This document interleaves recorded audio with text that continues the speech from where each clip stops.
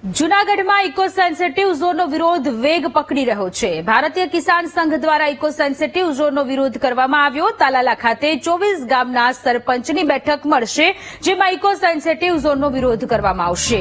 Eco sensitive ઝોનમાં 3 જિલ્લાના 196 ગામોનો સમાવેશ થાય છે। ત્યારે ભારતીય કિસાન સંઘના સંયોજક મનસુખ પટોડિયાએ કહ્યું કે સરકારે ઇકો સેન્સિટિવ ઝોનનો નિયમ હટાવી દેવો જોઈએ, નહીંતર આગામી દિવસોમાં ઉગ્ર આંદોલન કરવામાં આવશે।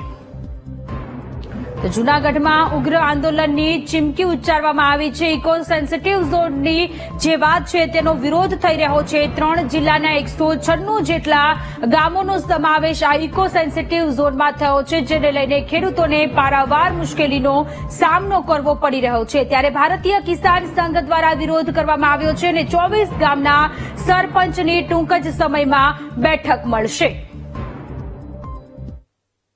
હાથબારની નકલ દેવી પડે રોડ ઉપર રસ્તા ઉપર નીકળવા માટે કે હું આ ખાતેદાર ખેડૂત છું અને મારો માલ આમાં ભર્યો છે।